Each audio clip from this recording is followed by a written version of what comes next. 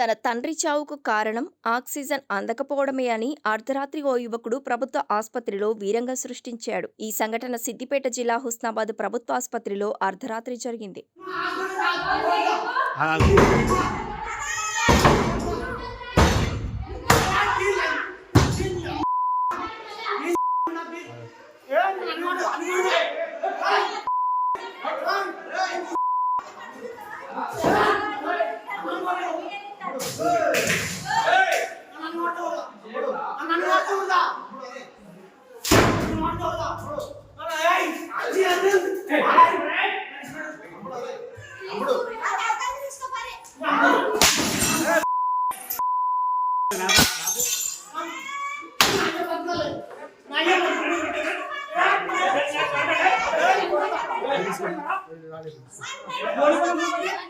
కోహెడ మండలం సీసీపల్లెకు చెందిన దొంతరబోయిన విజయ్ అనే వ్యక్తికి అర్ధరాత్రి గుండెపోటు రాగా బంధువులు అతన్ని హుస్నాబాద్ ప్రభుత్వాసుపత్రికి తరలించారు.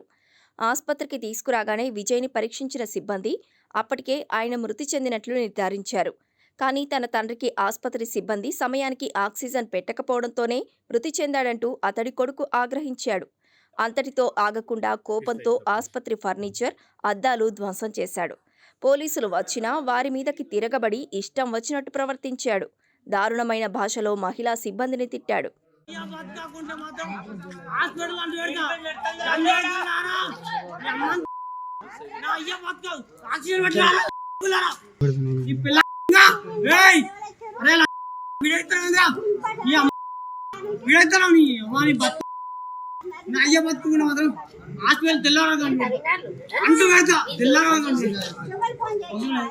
దీంతో ఆసుపత్రి సిబ్బంది యువకుడిపై పోలీసులకు ఫిర్యాదు చేశారు.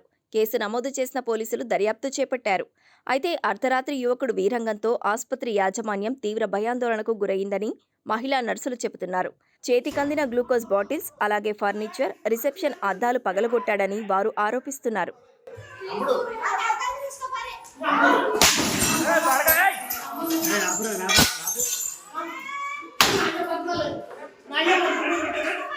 ఆపురా